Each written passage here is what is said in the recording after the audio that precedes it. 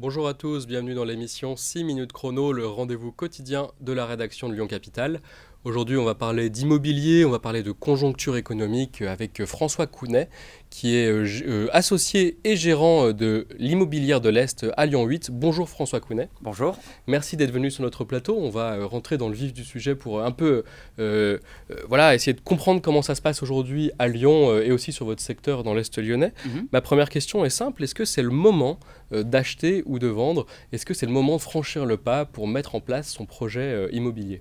Bah écoutez, de plus en plus, je pense. Je pense que l'année 2023 était compliquée, mais peut-être qu'on y reviendra par la suite. Mais on peut remarquer ces derniers temps que les prix ont baissé. Donc c'est vrai que pour un acheteur, ça facilite un peu les choses. Mais surtout, les taux d'intérêt commencent à baisser depuis le mois de novembre. Donc de mois en mois, les acquéreurs récupèrent du pouvoir d'achat. Et puis on a beaucoup d'acquéreurs aussi qui avaient totalement stoppé leur projet ou en tout cas mis en stand-by depuis 18 mois plus ou moins. Donc il y a un moment on décide quand même de se remotiver et avec les bonnes nouvelles qui arrivent et puis au final les médias commencent aussi à annoncer que les taux baissent, etc.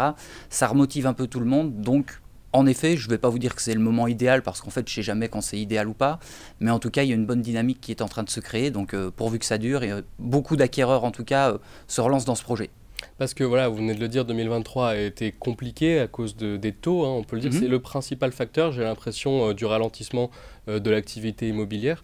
Quel est le bilan, dressez-vous, de 2023 et de ces premiers mois 2024? Comment ça s'est passé pour vous? Bah écoutez, c'était assez différent de 2023-2024. Alors, actuellement, c'est pas non plus incroyable, mais en tout cas, 2023 était plus compliqué, dans le sens où les taux, au final, si on fait le calcul, les acquéreurs avaient perdu par rapport à leur crédit d'avant 20-25% de capacité d'emprunt, donc de pouvoir d'achat. Donc, c'était compliqué, dans le sens où il y avait moins d'acquéreurs sur le marché, les prix étaient toujours trop hauts, ils n'avaient plus les financements nécessaires, donc l'année était compliquée, pas catastrophique non plus. Certains disaient que le marché allait s'effondrer, que les prix allaient baisser de 15 à 20%, ça n'a pas été le cas. Sur Lyon, on note une baisse de prix de plus ou moins 5%, ce qui n'est pas énorme non plus par rapport à l'augmentation qu'il y avait eu même avant le Covid, mais surtout post-Covid, où tout avait explosé, on va dire. Donc 2023 a été compliqué pour les acquéreurs parce qu'il y avait beaucoup de biens à vendre mais qui restaient un peu sur le marché longtemps, etc. Donc qui n'étaient peut-être pas les plus intéressants. Et puis côté vendeurs parce qu'ils n'avaient plus spécialement de demande par rapport à l'offre qu'ils proposaient, on va dire. Et concernant 2024, on voit de mois en mois que la situation s'améliore. Donc pour schématiser, il y a 6 mois, on avait peu de demandes. Il y a 3 mois, on avait un peu plus de demandes, un peu plus de visites, mais pas spécialement d'offres. Les gens, on voyait qu'ils avaient un petit peu du mal à se décider à franchir le cap. Et là, ces derniers mois, on voit vraiment que il y a plus d'offres, ça rebouge un petit peu plus, il y a plus de projets, etc. Donc pour le moment, on est dans une bonne dynamique. Vu que les taux, apparemment, vont continuer à baisser, ça devrait continuer. Ça reste toujours fragile, mais ça reste positif pour le moment. D'accord, voilà, on juste le rappeler, la hausse des taux liée à l'inflation, c'est-à-dire que la hausse des prix générale a incité les banques centrales à augmenter leurs taux et donc par là le coût de l'argent. Et donc quand il est plus cher d'emprunter de l'argent, un des secteurs impactés en premier, c'est l'immobilier puisque il est plus cher, c'est plus cher d'emprunter de l'argent pour acheter le même bien immobilier. Juste le rappeler en quelques mots. Sans faire la boule de cristal, on est en avril 2024. Quelles sont les perspectives pour cette fin d'année? Est-ce que vous êtes confiant? Moi je suis confiant, oui. Après... ce qui va beaucoup déterminer, comme on l'a dit tout à l'heure, c'est simplement les taux. Donc pour le moment, la tendance est à la baisse. Alors ça ne baisse pas drastiquement. Grosso modo, il y a 3 ans, vous pouviez faire un crédit quasiment à 1%. On est passé à plus de 4%. Là, ça diminue petit à petit. On ne retrouvera pas les taux de l'époque. Donc ça, il faut oublier. Mais en tout cas, ça continue à baisser. Donc de mois en mois, les acquéreurs regagnent un petit peu de pouvoir d'achat.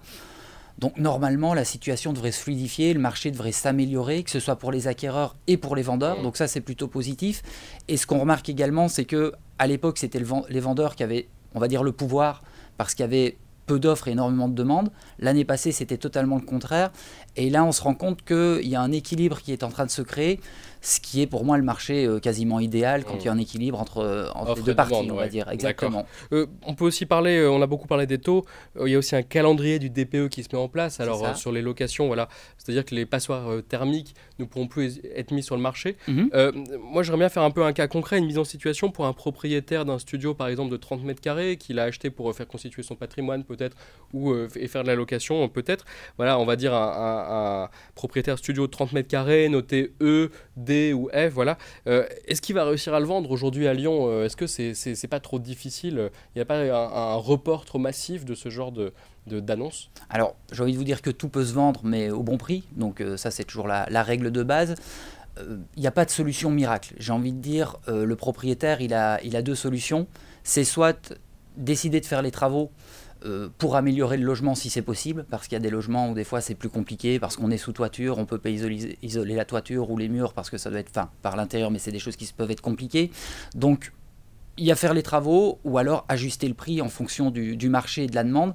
C'est vrai que depuis ces nouvelles lois, il y a 4-5 ans, quand on étudiait le projet d'un client, le DPE venait rarement directement dans les premiers critères.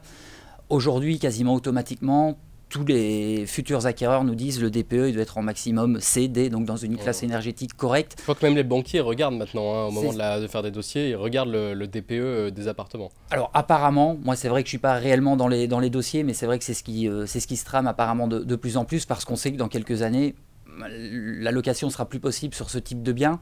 Donc c'est clair que tout le monde est inquiet à ce sujet-là. Mais comme je vous dis, il n'y a pas de solution miracle. C'est faire les travaux nécessaires pour améliorer la catégorie énergétique ou alors adapter le prix. Et c'est vrai que c'est des biens qui sont très impactés pour le moment quand on est sur des catégories qui sont très basses. Il y a peu de demandes, donc vous connaissez la suite. Très bien, merci beaucoup François Counet. En tout cas, on retiendra que vous êtes confiant pour l'année 2024. Tout à fait. Et que c'est probablement, selon vous, le moment d'acheter ou de vendre. Merci d'être venu sur notre plateau. Merci à vous. Quant à vous, je vous remercie d'avoir suivi cette émission. Plus de détails sur l'immobilier et le logement à Lyon sur le site lyoncapital.fr. À très bientôt.